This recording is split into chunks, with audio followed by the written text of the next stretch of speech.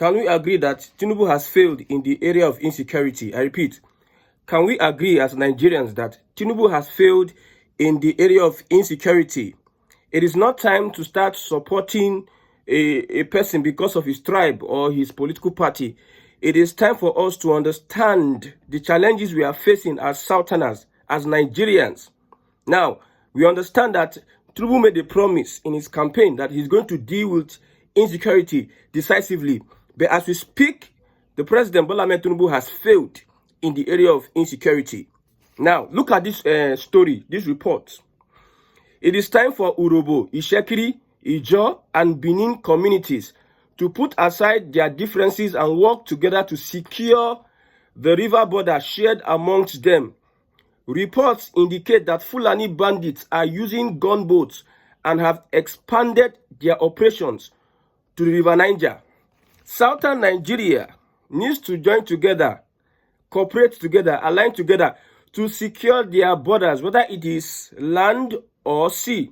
I repeat, Southern Nigeria needs to band together. Whether you are from the southwest, from the southeast, from the south-south, you need to band together to secure your borders, whether it is the sea, the river, or lands, because these Fulani, they are encroaching. This warning we are giving, the Nigerian military cannot save you at the moment. I tell you, like I said, the President Bola Ahmed Tinubu has failed in the area of insecurity or securing the lives of Nigerians. So the citizens have another obligation to protect themselves. And as Southerners, we know that there's an agenda by Iswa, Boko Haram, and some of these jihadist fundamentalists in northern Nigeria to venture in the southern part of this country and cause chaos. So we as a people, before these things come to our doorstep, let us begin and start talking, having conversations in every community on how we can secure. Before one is before armed. Now, the River Niger that you are seeing is shared by 11 countries. The River Niger, we have Benin Republic, we have Burkina Faso, we have Cameroon, we have Chad, we have Cote d'Ivoire, we have Guinea, we have Mali, we have Niger Republic, we have Nigeria, Sierra Leone, and Togo. Be informed that the Fulani, you see, only Fulani is causing trouble along these countries. And they use the river border, the sea, they use the land to cause wahala. They have started using gunboats. Remember, Buhari as president, he pushed for water resources bill. I repeat, Buhari as president pushed for water resources bill. They wanted to start controlling our waters to give these guys an opportunity, because Buhari, when you see Buhari, you see Fulani. When you see Fulani, you see Mietiela. When you see Mietiela, you see bandits and terrorists. Now, the incidents, the things that happened in the past few weeks would make you understand that most 70% of these northern leaders, northern politicians, they align with the ideology of the Islamic jihadists, the terrorists and bandits. I tell you, somebody said something. I think it is, I don't know, Kakanfo, OPC leader. He said something that one of the reasons why Tinubu may not want to go all out to deal with the terrorist sponsors decisively is because they may hit him, or they may kill him, or they may do one or two things to him. That is what the OPC leader said. That one of the reasons why Tinubu is careful on how he's going to deal with these guys is because, you know, the issue of insecurity in northern Nigeria, it pass anybody. I told you that President Bola Ahmed Tinubu cannot deliver on security, cannot stop insecurity in Nigeria, because it is an ideology. All these suggestions they give the president, Tinubu, remove Sharia, do this and that. The president is unlikely to do so because he's not going to step on some toes. Look at the Fulani, look at Tinubu. Tinubu is playing politics to soften the grip of Fulani on Nigeria, but there are some red lines that he may not cross. I've said it before, I'll keep on saying it. There are some red lines he may not cross outrightly. Because now it is evident that Tinubu is, like, for the Northerner, the way they see it, Tinubu is running a Yoruba federal government, and they are angered about that. That is why they left the APC, they went to form a coalition, and they called it ADC. The Fulani politicians, the politicians in northern Nigeria, they were so flabbergasted. They were so insulted by Tinubu's appointments and policies and all have you, allocation of resources and everything. They had to go and form a government. Now, the same Northerner, we had a Northern coup to remove Tinubu. You see all these things that are going on. Let me tell you one thing. The Fulani send you. We know that Jagaban is being feared politically. It is in the southern part of this country is being feared. These Northerners, they don't hear when you tell them go, they don't hear come. They will do everything they can. They will keep on fighting President Bola Ahmed Tinubu and put him on his toes until they get back the power. And getting that power back is very, very risky. If you allow this power in the hands of the Fulani again, some of us will let's look at under Buhari how they wanted to use the water resources bill to gain land for the Fulani. If they control your land, if they control your water, what else? I have said before that as an Igbo person, you don't have a land. You can say this is my father's land. You are not an Igbo person. You are just a vagabond. If you have no root, what does the Fulani want to do? Control your land, control your sea, your water, control your resources, control your ideologies. You see Islam. See, one thing about Islam is that the ones they lie, they will tell you say Islam is peaceful and everything. When you join Islam, when you go into their inside Imam, their teachings, you know that these people, their plan is clear. Now they don't even hide it again. Their plan is clear for Islam to take over. Wherever they find themselves, they must take over.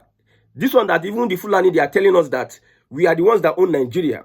Sokoto Caliphate is the oldest caliphate in the country that with the caliphate, the British handed over Nigeria to us. That means we own Nigeria. With that, their mentality, you are not playing soft gloves with them. I repeat, Southern Nigeria needs to come together. Look at the water resources bill. Now, the water resources bill under President Buhari was a controversial executive bill introduced to consolidate all water laws and establish a framework for the equitable and sustainable management of Nigeria's water resources. English, big, fine grammar. Yes, it faced significant opposition, primarily because it proposed centralizing control of federal water resources under the federal government, which critics argued could undermine state and local authorities and was perceived by some as a way to facilitate land acquisition for headers. By the water banks, they give them headers. I told you that the Fulani, whenever the Fulani steps his foot in a place and carry his cows, and you allow him settle, it will be very difficult for you to remove that Fulani in that place. Oh. It will be very difficult. Unless the Mietiela or God tell them, say, don't worry, leave for now. We will come back again to do one or two things. When you give them a place to settle and they stay there for like 5-10 years, my brother, for you to remove them there, it go hard though.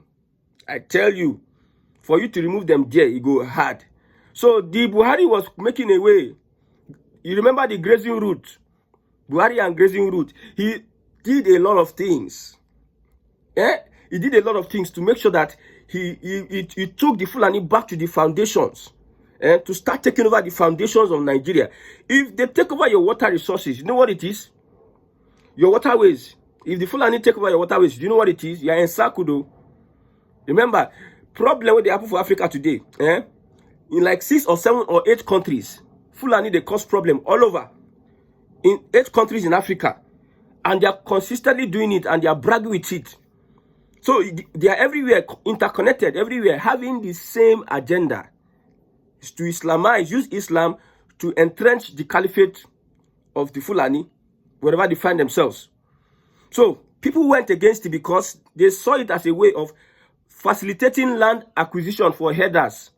The bill was first introduced in 2017 and was reintroduced in the 9th National Assembly, but it ultimately did not pass into law.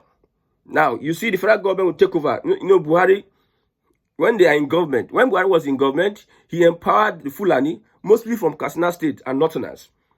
They give them access to power. And when you give Fulani access to power, he's going to build a skyscraper. He's going to build an estate in that office. He's going to build You go pack boss for that office. If you give Fulani a position, he go make sure that he grow roots and foundation. He grow network in that position.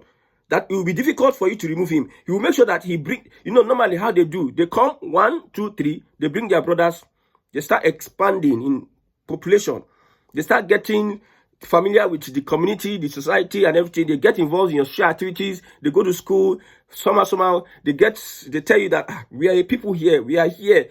Just give us a representation. We have our people. It is fair that you give us representation. You give them representation. From representation, they spend a lot of time. They understand the system. They look at weak spots. They bring religion. They know that Islam is. They can use Islam to take things by force, to destroy this and that, and they'll be giving you excuses. May Allah's mercy be on him. Somebody has killed, though. May Allah's mercy be upon him. Just like the cleric that said that the Boko Haram, the ISWAP, the bandits, they are brothers. When they find themselves in important position, they start growing numbers, pushing out activities, using secret way to push some agendas, left, right, center, with their juju and everything. When they see that they have power and strength, they invite their brothers because they are everywhere. They come and join us. We have seen a fertile line that we can take over. That's how Buhari and Erufai, they invited their brothers. No, their brothers, let them come. Let them come. They came, and now look at the situation that we find ourselves in today. See the Erufai himself in Kaduna. Let's not even talk about the atrocities of these guys. So as we speak, Southern Nigeria needs to come together and make sure that we look at how we can protect our land, sea, and water. If you are fighting yourself, you are doing yourself. Like I said, Igbo Yoruba fight today. Ijo, like what the person said, he said, Ijo, all of us will come together. Let's come together and have a way of protecting our rivers. Because if they enter one community, okay, you are fighting yourself. You are 3 communities fighting yourself. The Fulani find a way to look for the weaker community. They enter there. From there, they will attack the next community. From the next community, they take over. And you see how the Fulani uses their power is to make sure that Southern Nigeria is divided. And we are enjoying the division. We are bragging on the division. We are doing a lot of things on the division. I see some Southwesterners. They believe that because the power is in their hands now, that they can do and undo. They don't care or blah, blah, blah. There is a time. A time is coming when if Tinubu does not restructure the country as expected from the people and his people in the APC, if he does not restructure the country, then you will not see the clear agenda of the Fulani when they get into power in whatever guise. Mind you, Boko Haram is mainly Kanuri, while bandits, all these bandits you see, terrorists, are mainly Fulani. Just know that the person deputizing Tinubu is a Kanuri person.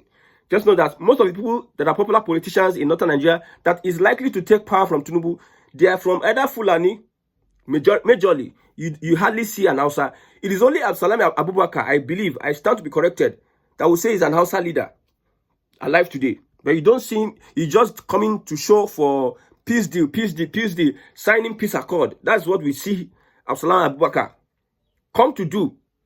So if we do not come together, the Fulani, they are very happy. If Christians, if people in the Southwest, they are fighting themselves, they are happy, they are clapping for you.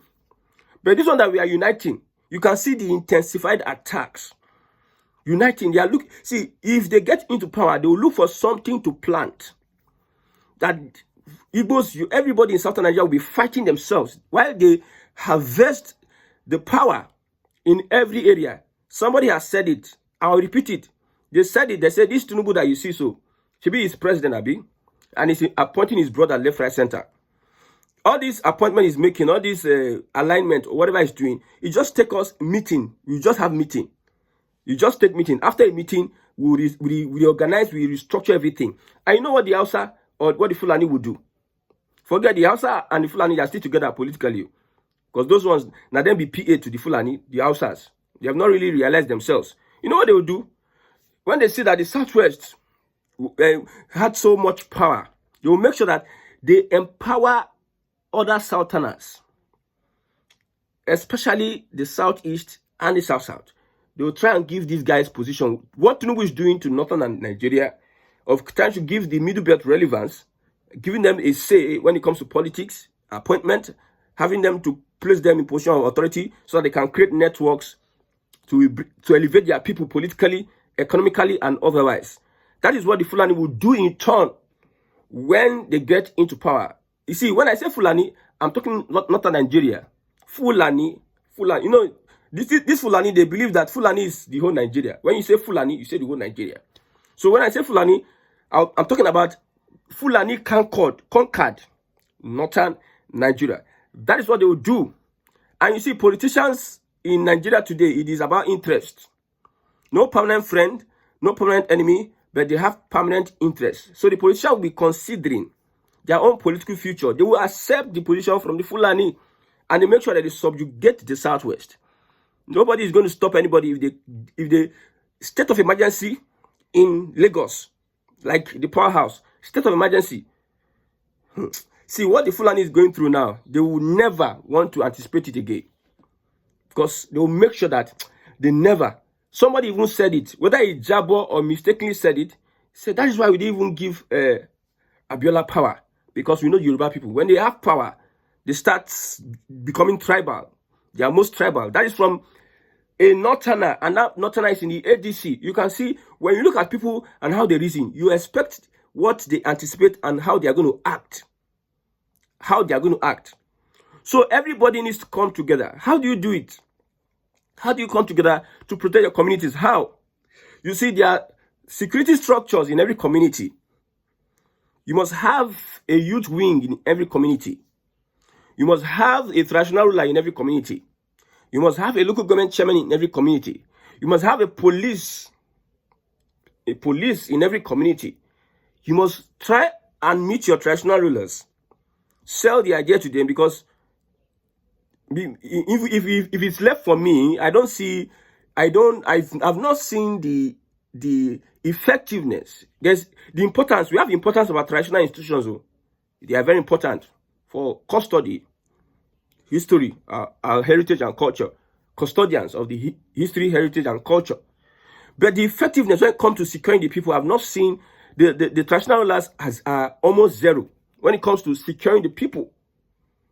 Because anytime there's a banditry attack or attack on people's farmland, or they are ransacking the village, the chiefs, the Oba, the king, the Eze, and whoever, they are the first to run away to pick raids. People that are supposed to be guardians of that place. What if the terrorists, the bandits, the Fulani bandits come in and they destroy your artifacts, your symbols? You know, there are some trees, there are some things that are memorials in your community. They come and destroy it. They use bomb and blow it. And there's nothing for archaeological studies. There's nothing to look at. Okay, this thing has been like 200 years old and still standing today.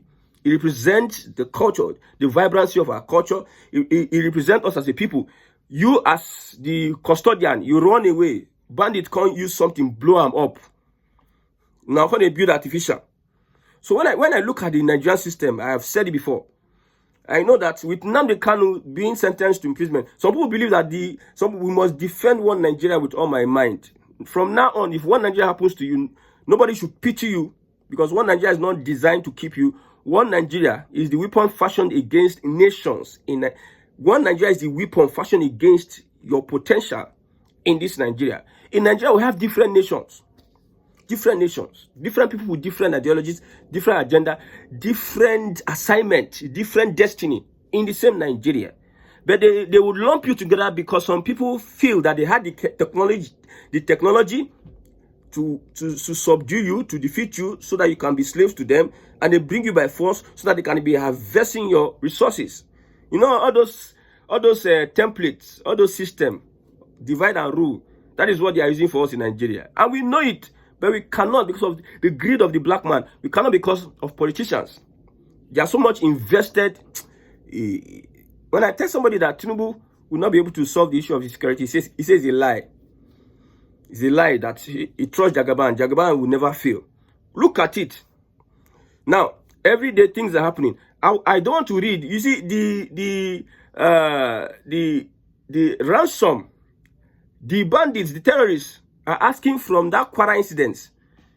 Out of, I think, 38 people, they abducted, they kidnapped. They're asking for 100 million naira on each of them. 100 million naira on each of them. That is what bandits are asking. Are asking for the people they kidnapped. That kind of village like that. That kind of church like that. That even you can, if you shake everybody together, they feel no bring out 15 million. Then you not enter there without any whatever. You carry people, pack them. You kill 3 people, you pack other people like sardine. You go away. Nobody is even holding you. Nobody is even intercepting you. No security on site to protect you. You go away and you are not asking boldly for 100 million naira for each person. And you tell me that Tinubu has not failed when it comes to the area of insecurity. And you tell me that it is not hard time for you to start being vigilant. First off, before the government does what it is doing. You know, usually we are on top of the situation. Before the government stay on top of the situation, and maybe he they find how to give the situation belle, he never reach when go give him belle. Before the government stay on top of the situation, you self look at how you can be able to save your head first until the government finish staying on top of the situation. Because there's no excuse. The only thing the Tinubu will come and say, I'm sad. Like Ojiso Kalu, he said, Tinubu has been sad for the past 24 hours. Finish. You don't go, they don't kill, they don't cut you off from the earth. Somebody is now sad. Somebody is just sad. He does nothing to protect you. When they kill you, he's just sad. There's nothing actively. He promised, the president promised that he's going to solve the issue of insecurity. You promised it. When under Jonathan, he said the bulk of the whole thing stops at the president table. Now it is his table. So we understand that the system, Nigerian system, cannot protect you as a person. If you think the Nigerian system can protect you as a person, be my guest. But that's what we have been saying, that Southern Nigeria, you come together. See, these are your differences of, hey, now this one, you be Yoruba, Abibo, you do this, Nana betray us. See, you go, they do that one. The Fulani, they are encroaching. They are in your forest. The Fulani once told one man that he is going to go from, I think he's going to go from Ogun State to Ilorin by bush, not by road. He knows the road. He knows the road. For someone to say that, tells you that they know, just for you to know a road from as far as Ogun State to Ilorin, through the bush part, tells you a lot about these guys and how they have infiltrated southern part of this country. May God help Nigerians.